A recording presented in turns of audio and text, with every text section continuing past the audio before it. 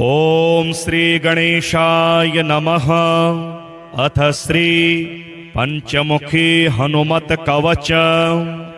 अस्य श्री पंचमुखी हनुमत कवच स्तोत्र मंत्रस्य ब्रह्मा ऋषिः गायत्री छंदः श्री हनुमान देवता राम बीज मम शक्ति चंद्र कीलकम ओम राम कवचाय हुं हौं अस्त्राय फट ओम हरिमर्कट मर्कटाय स्वाहा। ओम नमो भगवते पंचवदनाय पूर्वकपिमुखाय सकल शत्रु संहरणाय स्वाहा।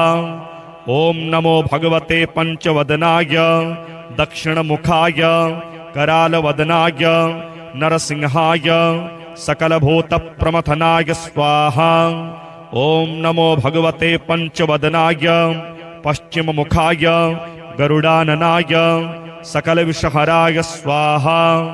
ओम नमो भगवते पंचवदनाय उत्तर मुखाय आदिवराहाय सकल संपत्कराय स्वाहा।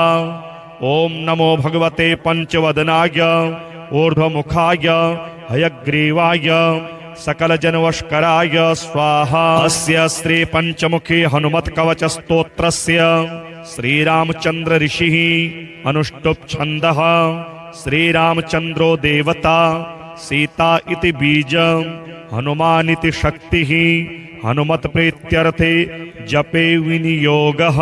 अथ ध्यान वंदे वानर नारसिंह खगराट क्रोडाश्ववक्त्रान्वितं दिव्यालंकरणं त्रिपंचनयनं देदीप्यमानं रुचा हस्ताब्जैरसिखेट पुस्तक सुधा कुंभांकुशाद्रिमहलं खट्वांगं फणिभूरुहं दशभुजं सर्वारिवीरापहं श्रीरामदूताय आंजनेयाय वायुपुत्राय महाबलाय सीताशोक निवारणाय महाबल प्रचंडाय लंकापुरी दहनाय फाल्गुन सखाय कोलाहल सकल ब्रह्मांड विश्वरूपाय सप्त समुद्रांतरालंगिताय पिंगल नयनायामित विक्रमाय सूर्यबिंब फल सेवाधिष्ठित पराक्रमाय संजीवन्या अंगद लक्ष्मण महाकपि सैन्य प्राणदात्रे दशग्रीव विध्वंसनाय रामेष्टाय सीता सहित रामचंद्रवर प्रसादाय छठ प्रयोगागम पंचमुखी हनुमान मंत्र जपे विनियोगः। ओम हरिमर्कट मर्कटाय स्वाहा। ओम हरिमर्कट मर्कटाय वं वं वं वं वं वसट स्वाहा। ओम हरिमर्कट मर्कटाय फम फम फम फम फम फट स्वाहा। ओम हरिमर्कट मर्कटाय खं खं खं खं खं मारणाय स्वाहा। ओम हरिमर्कट मर्कटाय ठम ठम ठम ठम ठम स्तंभनाय स्वाहा। ओम हरिमर्कट मर्कटाय डम डम डम डम डम आकर्षणाय सकल संपत्कराय पंचमुखी वीर हनुमते स्वाहा।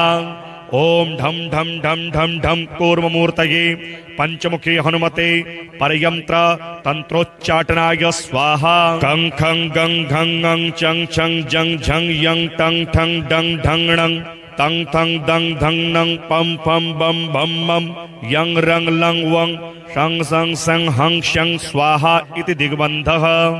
ओम पूर्वकपिमुखाय पंचमुखी हनुमते ठम ठम ठम ठम ठम सकल शत्रु संहरणाय स्वाहा। ओम दक्षिण मुखाय पंचमुखी हनुमते करालवदनाय नरसिंहाय ह्रां ह्रां ह्रां ह्रां ह्रां सकल भूत प्रेत दमनाय स्वाहा। ओम पश्चिम मुखाय गरुडासनाय पंचमुखी वीर हनुमते मम मम मम मम मम सकल विषहराय स्वाहा। ओम उत्तर मुखे आदिवराहाय लंग लंग लंग लंग लंग नृसिंहाय नीलकंठाय पंचमुखी हनुमते स्वाहा। ओम अंजनासुताय वायुपुत्राय महाबलाय रामेष्ट फाल्गुन सखाय सीताशोक निवारणाय लक्ष्मण प्राण रक्षकाय कपिसैन्य प्रकाशाय दशग्रीवाभिमान दहनाय श्रीरामचंद्रवर प्रसादकाय महावीर्याय प्रथम ब्रह्मांडनायकाय पंचमुखी हनुमते भूत प्रेत पिशाच ब्रह्म राक्षस शाकिनी डाकिनी अंतरिक्ष ग्रह परयंत्र परतंत्र सर्वग्रहोच्चाटनाय सकल शत्रु संहरणाय पंचमुखी हनुमद्वर प्रसादाय सर्वरक्षकाय जम जम जम जम स्वाहा।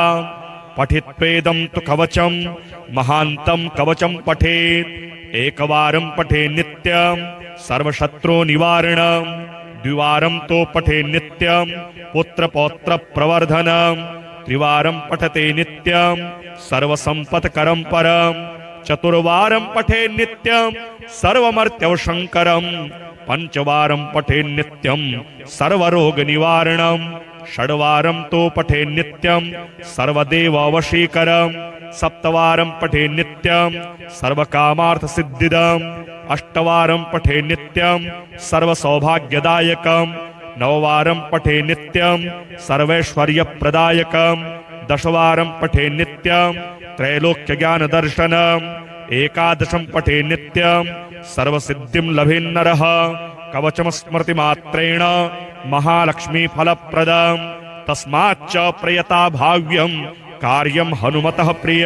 श्री सप्तमुखी हनुमत कवच।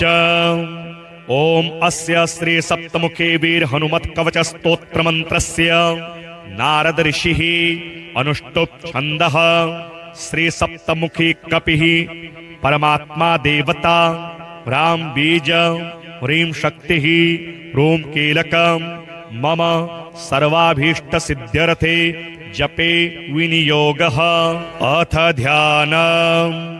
वन्दे वानरसिंह सरपरिपुवाराहाश्वगोमानुषैर् युक्तं सप्तमुखैः करैर्द्रुमगिरिं चक्रं गदां खेटकं खट्वांगं हलमंकुशं फणिसुधा कुंभौ शराब्जाभयान् शूलं सप्तशिखं दधानममरेः सेव्यं कपिं कामदं।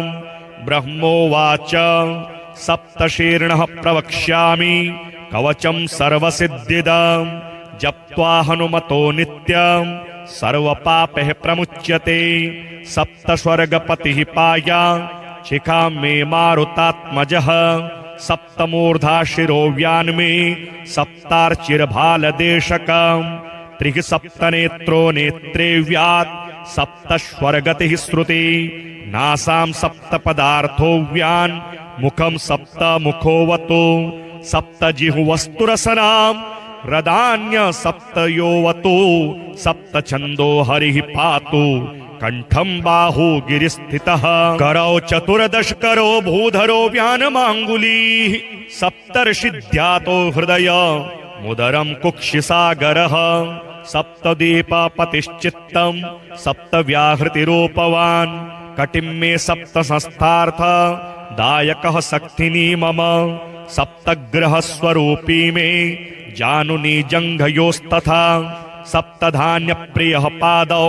सप्तपातालधारकः पशून् धनं च धान्यं च लक्ष्मीं लक्ष्मीप्रदोऽवतु दारान् पुत्राश्च कन्याश्च कुटुम्बं विश्वपालकः अनुक्तस्थानमपि मे पायाद्वायुसुतः सदा चौरेभ्यो व्यालदष्ट्रिभ्यः श्रृङ्गिभ्यो भूतराक्षसात् दैत्येभ्योऽप्यथ यक्षेभ्यो ब्रह्मराक्षसजाद्भयात् दष्ट्राकरालवदनो हनुमान् मां सदावतु परशस्त्रमन्त्रयन्त्र यन्त्राग्निजलविद्युतः रुद्रांशः शत्रुसङ्ग्रामात् सर्वावस्थासु सर्वभृत।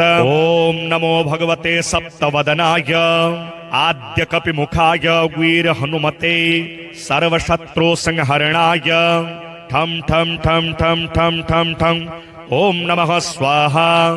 ओम नमो भगवते सप्तवदनाय द्वितीय नारसिंहास्याय अत्युग्रतेजो वपुषे भीषणाय भयनाशनाय हं हं हं हं हं हं हं। ओम नमः स्वाहा। ओम नमो भगवते सप्तवदनाय तृतीय गरुडवक्त्राय वज्रदष्ट्राय महाबलाय सर्वरोग विनाशाय मम मम मम मम मम मम मम ओम नमः स्वाहा। ओम नमो भगवते सप्तवदनाय चतुर्थक्रोडतुण्डाय सौमित्रिरक्षकाय पुत्राद्य विवृद्धिकराय लं लं लं लं लं लं लं ओम नमः स्वाहा। ओम नमो भगवते सप्तवदनाय पंचमाश्ववदनाय रुद्रमूर्तये सर्ववशीकरणाय सर्वनिगमस्वरूपाय रूम रूम रूम रूम रूम रूम रूम ओम नमः स्वाहा। ओम नमो भगवते सप्तवदनाय षष्ठ गोमुखाय सूर्यस्वरूपाय सर्वरोगहराय मुक्तिदात्रे ओम ओम ओम ओम ओम ओम ओम नमः स्वाहा। ओम नमो भगवते सप्तवदनाय सप्तमामानुसमुखाय रुद्रावताराय अंजनासुताय सकल दिग्यशो विस्तारकाय वज्रदेहाय सुग्रीव साह्यकराय उददिलंघनाय सीताशुद्धिकराय लंकादहनाय अनेक राक्षसांतकाय रामानंददायकाय अनेक पर्वतोत्पाटकाय सेतुबंधकाय कपिसैन्यनायकाय रावणांतकाय ब्रह्मचर्याश्रमिणे कौपीन ब्रह्मसूत्रधारकाय रामहृदयाय सर्वदुष्टग्रह निवारणाय शाकिनी डाकिनी वेताल ब्रह्मराक्षस भैरवग्रह यक्षग्रह पिशाचग्रह ब्रह्मग्रह क्षत्रियग्रह वैश्यग्रह शूद्रग्रहान्त्यजग्रह म्लेच्छग्रह सर्पग्रहोच्चाटकाय मम सर्व कार्य साधकाय सर्वशत्रु संहारकाय सिंह व्याघ्रादि दुष्ट सत्वाकर्षकायै काहिकादि विविध ज्वर छेदकाय परयंत्र मंत्र तंत्र नाशकाय सर्वव्याधि निकृंतकाय सर्वराज भय चोर भयाग्नि भय प्रशमनाय आध्यात्मिक दैविक भौतिक तापत्रय निवारणाय सर्व विद्या सर्व संपत् सर्व पुरुषार्थदायकाय साध्य कार्य साधकाय सर्ववर प्रसादाय सर्वाभीष्टकराय ओम ह्रां ह्रीं ह्रों ह्रैं ह्रौं ह्रः ओम नमः स्वाहा। य इदं कवचं नित्यं सप्तास्यस्य हनुमतः त्रिसन्ध्यं जपते नित्यं सर्वशत्रुविनाशनं पुत्रपौत्रप्रदं सर्वं सम्पद्राज्यप्रदं परं सर्वरोगहरं चायुः कीर्तिदं पुण्यवर्धनं राजानं सवशं नीत्वा त्रैलोक्य विजयी भवे। इदं हि परमं गोप्यं देयं भक्तियुताय च न देयं भक्तिहीनाय दत्त्वा स निरयं व्रजे। नामानि सर्वाण्यपवर्गदानि रूपाणि विश्वानि च यस्य सन्ति कर्माणि देवैरपि दुर्घटानि तं मारुतिं सप्तमुखं प्रपद्ये। अथ श्री एकादशमुखी हनुमत कवचम् कुंभोद्भवोदया सिंधो श्रुतं हनुमतः परं यंत्रमंत्रादिकं सर्वं त्वन्मुखोदीरितं मया दयां कुरु मयि प्राणं नाथ वेदुतुमुत्सहे।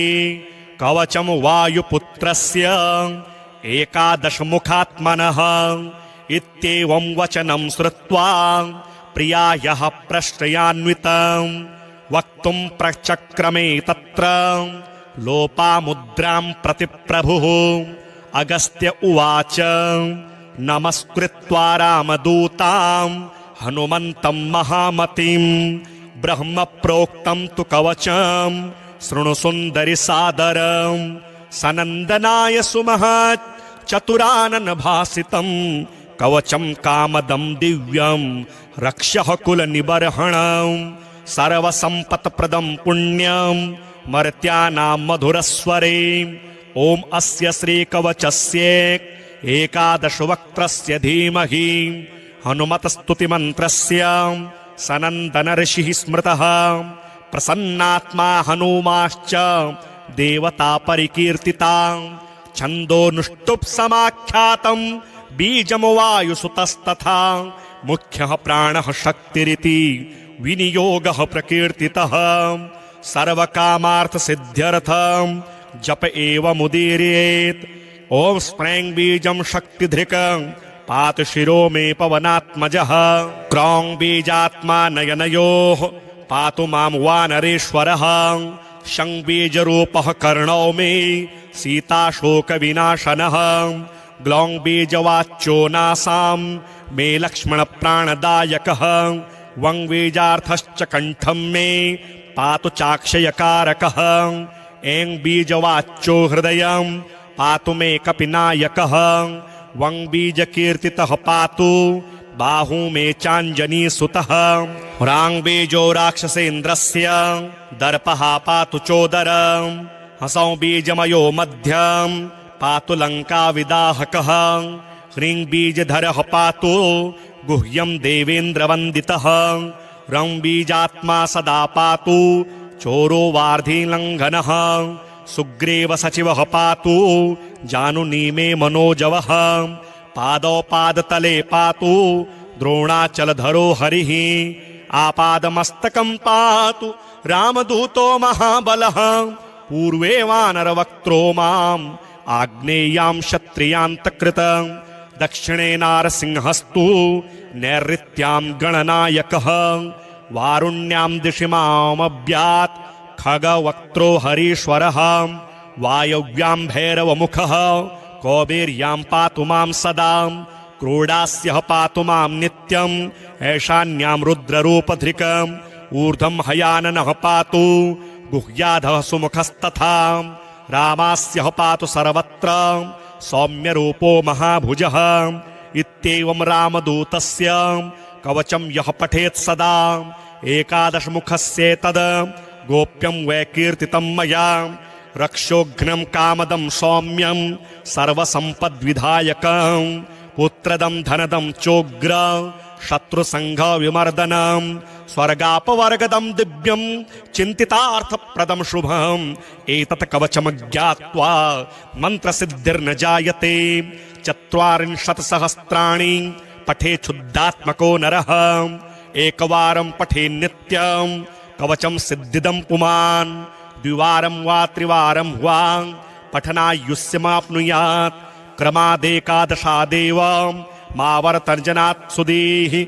वर्षान्ते दर्शनं साक्षात् लभते नात्र संशयः। यम यम चिन्तयते चार्थं तं तं प्राप्नोति पूरुषः। ब्रह्मोदीरितमेतद्धे तवाग्रे कथितं महत्। इत्येवमुक्त्वा वचनं महर्षिः तूष्णीं बभूवेन्दुमुखीं निरीक्ष्य। संहृष्टचित्तापि तदा तदीय पादौ ननामाति मुदा स्वभर्तुः। अस्य श्री पंचमुखी हनुमत कवच स्तोत्र मंत्रस्य ब्रह्मा ऋषिः गायत्री छन्दः। श्री हनुमान देवता राम बीज मम शक्तिः चंद्रः कीलकम्। ओम राम कवचाय हुं हौं अस्त्राय फट। ओम हरिमर्कट मर्कटाय स्वाहा। ओम नमो भगवते पंचवदनाय पूर्वकपिमुखाय सकल शत्रु संहरणाय स्वाहा। ओम नमो भगवते पंचवदनाय दक्षिणमुखाय करालवदनाय नरसिंहाय सकलभूत प्रमथनाय स्वाहा। ओम नमो भगवते पंचवदनाय पश्चिममुखाय गरुडाननाय सकल विषहराय स्वाहा। ओम नमो भगवते पंचवदनाय उत्तरमुखाय आदिवराहाय सकल संपत्कराय स्वाहा। ओम नमो भगवते पंचवदनाय ऊर्ध्वमुखाय हयग्रीवाय सकल जनवष्कराय स्वाहा। अस्य श्री पंचमुखी हनुमत कवच स्तोत्रस्य श्रीरामचंद्र ऋषिः अनुष्टुप् छन्दः। श्रीरामचंद्रो देवता सीता इति बीजं हनुमानिति शक्तिः। हनुमत प्रीत्यर्थे जपे विनियोगः। अथ ध्यानम्। वन्दे वानरनारसिंह खगराट् क्रोडाश्ववक्त्रान्वितं। दिव्यालङ्करणं त्रिपञ्चनयनं देदीप्यमानं रुचा। हस्ताब्जैरसिखेटपुस्तकसुधा कुम्भाङ्कुशाद्रिंहलं खट्वाङ्गं फणिभूरुहं दशभुजं सर्वारिवीरापहं श्रीरामदूताय आञ्जनेयाय वायुपुत्राय महाबलाय सीताशोकनिवारणाय महाबलप्रचण्डाय लङ्कापुरी दहनाय फाल्गुनसखाय कोलाहलसकलब्रह्माण्डविश्वरूपाय सप्तसमुद्रान्तराललङ्घिताय पिङ्गलनयनायामितविक्रमाय सूर्यबिम्बफलसेवाधिष्ठितपराक्रमाय सञ्जीवन्या अङ्गदलक्ष्मणमहाकपिसैन्यप्राणदात्रे दशग्रीवविध्वंसनाय रामेष्टाय सीतासहितरामचन्द्रवरप्रसादाय षट्प्रयोगागम पंचमुखी हनुमन मंत्र जपे विनियोगः। ओम हरिमर्कटमर्कटाय स्वाहा। ओम हरिमर्कटमर्कटाय वं वं वं वं वं वसट स्वाहा। ओम हरिमर्कटमर्कटाय फम फम फम फम फम फट स्वाहा। ओम हरिमर्कटमर्कटाय खं खं खं खं खं मारणाय स्वाहा। ओम हरिमर्कटमर्कटाय ठम ठम ठम ठम ठम स्तंभनाय स्वाहा। ओम हरिमर्कटमर्कटाय डम डम डम डम डम आकर्षणाय सकल संपत्कराय पंचमुखी वीर हनुमते स्वाहा। ओम ढम ढम ढम ढम ढम कूर्ममूर्तये पंचमुखी हनुमते परयंत्र तंत्रोच्चाटनाय स्वाहा। कं खं गं घं ङं चं छं जं झं यं टं ठं डं ढं णं तं थं दं धं नं पं फं बं भं मं यं रं लं वं शं सं सं हं शं स्वाहा इति दिग्बन्धः। ओम पूर्वकपिमुखाय पंचमुखी हनुमते ठम ठम ठम ठम ठम सकल शत्रु संहरणाय स्वाहा। ओम दक्षिण मुखाय पंचमुखी हनुमते करारवदनाय नरसिंहाय ह्रां ह्रां ह्रां ह्रां ह्रां सकल भूत प्रेत दमनाय स्वाहा। ओम पश्चिम मुखाय गरुडासनाय पंचमुखी वीर हनुमते मम मम मम मम मम सकल विषहराय स्वाहा। ओम उत्तर मुखे आदिवराहाय लंग लंग लंग लंग लंग नृसिंहाय नीलकंठाय पंचमुखी हनुमते स्वाहा। ओम अंजनासुताय वायुपुत्राय महाबलाय रामेष्टफाल्गुन सखाय सीताशोक निवारणाय लक्ष्मण प्राणरक्षकाय कपिसैन्य प्रकाशाय दशग्रीवाभिमान दहनाय श्रीरामचंद्रवर प्रसादकाय महावीर्याय प्रथम ब्रह्मांडनायकाय पंचमुखी हनुमते भूत प्रेत पिशाच ब्रह्म राक्षस शाकिनी डाकिनी अंतरिक्ष ग्रह परयंत्र परतंत्र सर्वग्रहोच्चाटनाय सकल शत्रु संहरणाय पंचमुखी हनुमद्वर प्रसादाय सर्वरक्षकाय जम जम जम जम स्वाहा। पठित्वेदं तु कवचम महांतं कवचम पठेत् एकवारं पठे नित्यं सर्वशत्रु निवारणं द्विवारं तो पठे नित्यं पुत्र पौत्र प्रवर्धनं त्रिवारं पठते नित्यं सर्वसंपत्करं परं चतुर्वारं पठे नित्यं सर्वमर्त्यवशंकरं पंचवारं पठे नित्यं सर्वरोग निवारणं षड्वारं तो पठे नित्यं सर्वदेववशीकरं सप्तवारं पठे नित्यं सर्वकामार्थ सिद्धिदं अष्टवारं पठे नित्यं सर्वसौभाग्यदायकं नववारं पठे नित्यं सर्वैश्वर्यप्रदायकं दशवारं पठे नित्यं त्रैलोक्यज्ञानदर्शनम् एकादशं पठे नित्यं सर्वसिद्धिं लभेन्नरः कवचम स्मृतिमात्रेण महालक्ष्मी फलप्रदं तस्माच्च प्रयता भाव्यं कार्यं हनुमतः प्रिय। श्री सप्तमुखी हनुमत कवच। ओम अस्य श्री सप्तमुखी वीर हनुमत कवच स्तोत्र मंत्रस्य नारद ऋषिः अनुष्टुप् छन्दः। श्री सप्तमुखी कपिः परमात्मा देवता ह्रां बीज ह्रीं शक्तिः ह्रूं कीलकं मम सर्वाभीष्ट सिद्ध्यर्थे जपे विनियोगः। अथ ध्यानम्।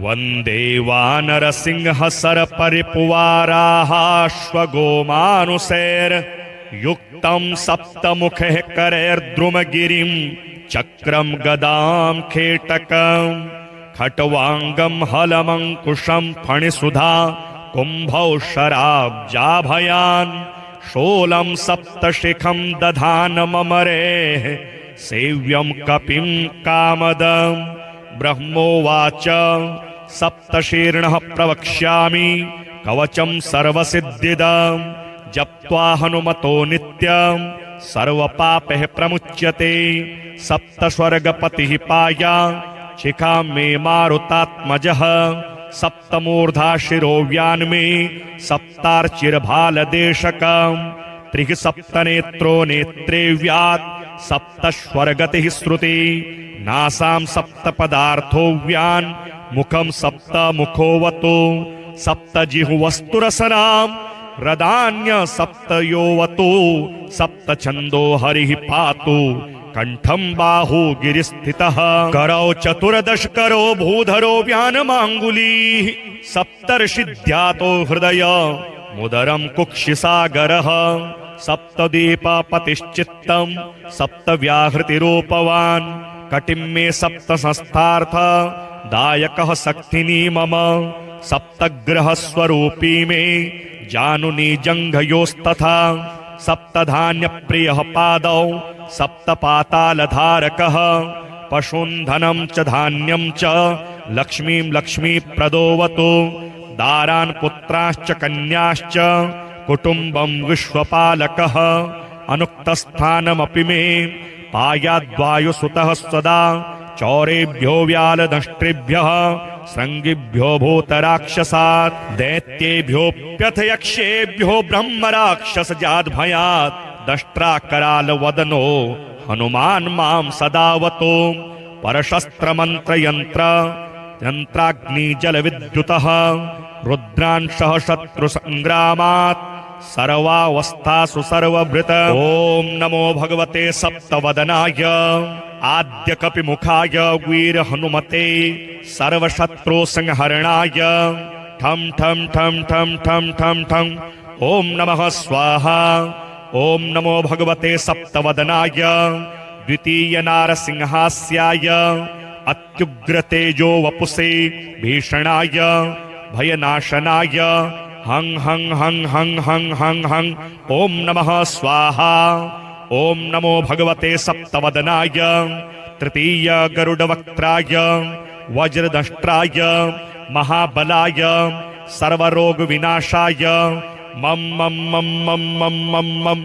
ॐ नमः स्वाहा ॐ नमो भगवते सप्तवदनाय चतुर्थक्रोडतुण्डाय सौमित्रिरक्षकाय पुत्राद्यविवृद्धिकराय लं लं लं लं लं लं लं ॐ नमः स्वाहा ॐ नमो भगवते सप्तवदनाय पंचमाश्ववदनाय रुद्रमूर्तये सर्ववशीकरणाय सर्वनिगमस्वरूपाय रूं रूं रूं रूं रूं रूं रूं ॐ नमः स्वाहा ॐ नमो भगवते सप्तवदनाय षष्ठ गोमुखाय सूर्यस्वरूपाय सर्वरोगहराय मुक्तिदात्रे ॐ ॐ ॐ ॐ ॐ ॐ ॐ नमः स्वाहा ॐ नमो भगवते सप्तवदनाय सप्तमामानुषमुखाय रुद्रावताराय अंजनासुताय सकलदिग्यशो विस्तारकाय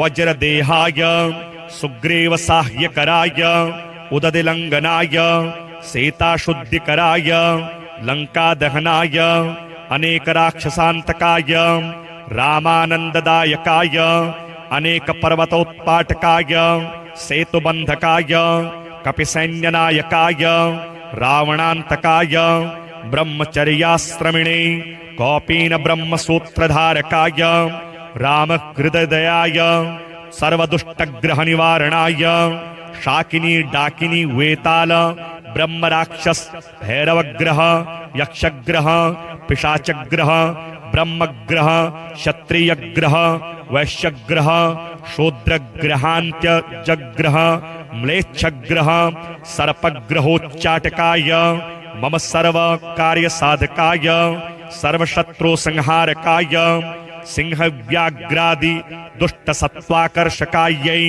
काहिकादि विविध ज्वर छेदकाय परयंत्र मंत्र तंत्र नाशकाय सर्वव्याधि निकृंतकाय सर्वराज भय चोर भयाग्नि भय प्रशमनाय आध्यात्मिक दैविक भौतिक तापत्रय निवारणाय सर्व विद्या सर्व संपत् सर्व पुरुषार्थदायकाय साध्य कार्य साधकाय सर्ववर प्रसादाय सर्वाभीष्टकराय ओम ह्रां ह्रीं ह्रों ह्रैं ह्रौं ह्रः ओम नमः स्वाहा य इदं कवचं नित्यं सप्तास्यस्य हनुमतः त्रिसन्ध्यं जपते नित्यं सर्वशत्रुविनाशनं पुत्रपौत्रप्रदं सर्वं सम्पद्राज्यप्रदं परं सर्वरोगहरं चायुः कीर्तिदं पुण्यवर्धनं राजानं सवशं नीत्वा त्रैलोक्य विजयी भवे इदं हि परमं गोप्यं देयं भक्तियुताय च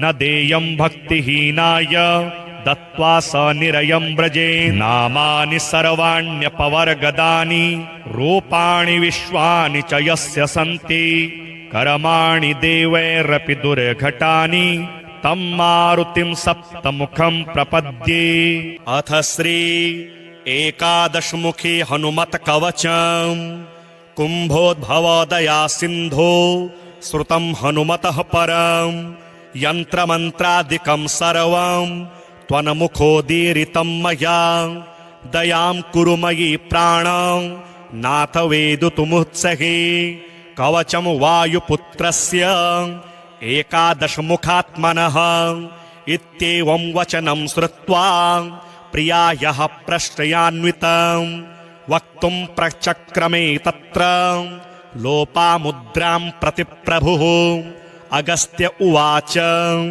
नमस्कृत्वा रामदूतां हनुमन्तं महामतिं ब्रह्म प्रोक्तं तु कवचं शृणु सुन्दरि सादरं सनन्दनाय सुमहत् चतुरानन भासितं कवचं कामदं दिव्यं रक्षः कुलनिबर्हणं सर्वसम्पत्प्रदं पुण्यं मर्त्यानां मधुरस्वरे ओम अस्य श्री कवचस्य एकादशवक्त्रस्य धीमहि हनुमत स्तुति मंत्रस्य सनन्दन ऋषिः स्मृतः प्रसन्नात्मा हनुमाश्च देवता परिकीर्तिता छन्दोनुष्टुप् समाख्यातं बीजं वायुसुतस्तथा मुख्यः प्राणः शक्तिरिति विनियोगः प्रकीर्तितः सर्वकामार्थ सिद्ध्यर्थं जप एवमुदीरयेत् ओम स्प्रैं बीजं शक्तिधृकं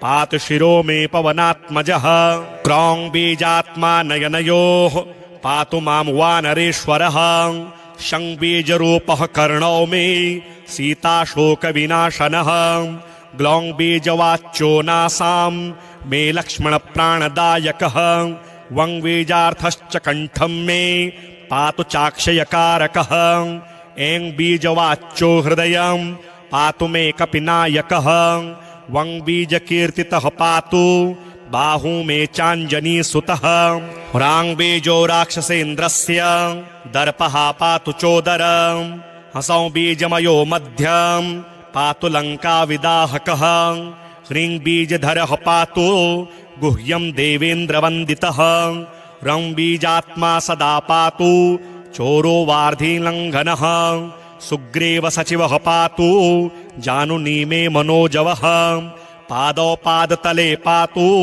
द्रोणाचलधरो हरिः आपादमस्तकं पातु रामदूतो महाबलः पूर्वे वानरवक्त्रो माम् आग्नेयां क्षत्रियान्तकृतं दक्षिणे नारसिंहस्तु नैऋत्यां गणनायकः वारुण्यां दिशि मामव्यात् खगवक्त्रो हरीश्वरः वायव्यां भैरवमुखः कौबेर्यां पातु मां सदा क्रोडास्यः पातु मां नित्यम् ऐशान्यां रुद्ररूपधृकम् ऊर्ध्वं हयाननः पातु गुह्याधः सुमुखस्तथा रामास्यः पातु सर्वत्र सौम्यरूपो महाभुजः इत्येवं रामदूतस्य कवचं यः पठेत् सदा एकादशमुखस्येतद् गोप्यं वै कीर्तितं मया रक्षोघ्नं कामदं सौम्यं सर्वसम्पद्विधायकं पुत्रदं धनदं चोग्र शत्रुसंघ विमर्दनं स्वर्गापवर्गदं दिव्यं चिन्तितार्थप्रदं शुभम् एतत् कवचमज्ञात्वा मन्त्रसिद्धिर्न जायते 40 सहस्राणि पठे क्षुद्धात्मको नरः एकवारं पठे नित्यं कवचं सिद्धिदं पुमान् द्विवारं वा त्रिवारं वा पठनायुष्यमाप्नुयात् क्रमादेकादशादेव मावर्तर्जनात् सुधीः वर्षान्ते दर्शनं साक्षात् लभते नात्र संशयः यम यम चिन्तयते चार्थं तं तं प्राप्नोति पूरुषः ब्रह्मोदीरितमेतद्धे तवाग्रे कथितं महत् इत्येवमुक्त्वा वचनं महर्षिः तूष्णीं बभूवेन्दुमुखीं निरीक्ष्य संहृष्टचित्तापि तदा तदीय पादौ ननामाति मुदा स्वभर्तुः।